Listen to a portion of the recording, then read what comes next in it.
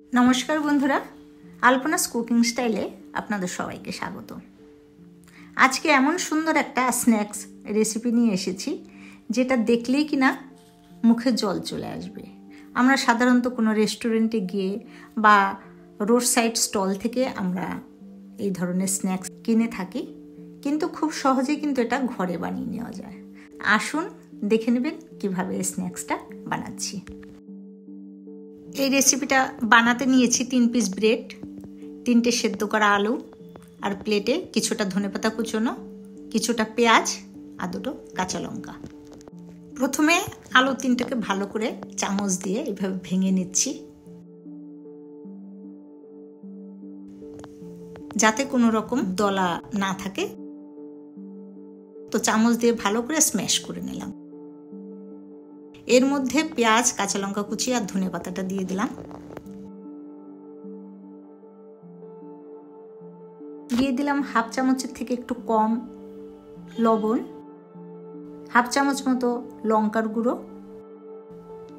Half চামচের থেকে একটু কম ভাজা জিরের গুঁড়ো, আর হাফ চামচের থেকে একটু কম চাট মশলা। এখন সব কিছু ভালোভাবে মিশিয়ে নিচ্ছি। পুরটাকে বানিয়ে রেডি করে নিলাম। এখন 3 পিস ব্রেড নিচ্ছি, আর এক পিস ব্রেডকে এইভাবে বেলনি দিয়ে যতটা পারছি পাতলা করে নিচ্ছি।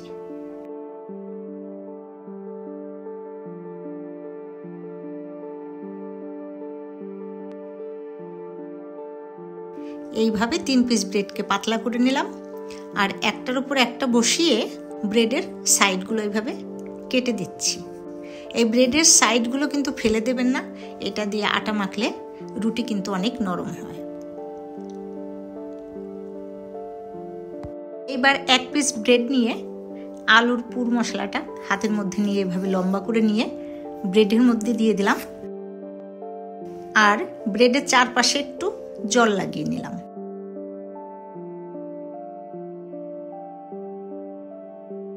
এখন ব্রেডটাকে ধরে রোল করে নিচ্ছি।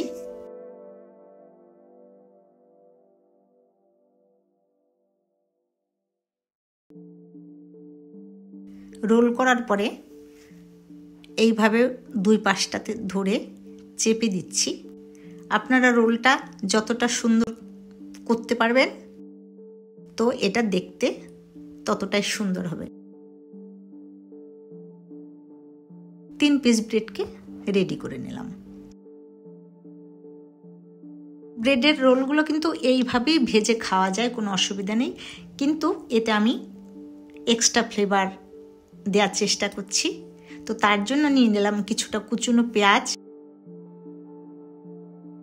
আর এর মধ্যে দিয়ে দিলাম অল্প পরিমাণে লবণ আর একটু লঙ্কার গুঁড়ো, আর দিলাম ভেজে নেওয়া জিরের গুঁড়ো একটু, আর এর মধ্যে কিছুটা চিলি ফ্লেক্স। এবার এই পেঁয়াজটা দিয়ে ভালো করে চটকিয়ে একটু আলাদা আলাদা করে ছাড়িয়ে নিচ্ছি। তারপরে এর মধ্যে 2-3 চামচ বেসন দিয়ে আর জল দিয়ে মোটামুটি একটু লিকুইড মতন একটা পেঁয়াজ মাখার মতো তৈরি করে নিলাম। এইবার 1 পিস ব্রেড রোল নিয়ে এই পেঁয়াজের মশলাটাকে উপর দিয়ে ভালো করে কোট করে নিলাম। আরামসে কোট করে নিচ্ছি যাতে ব্রেড কোনো দিকে ভেঙে না যায়।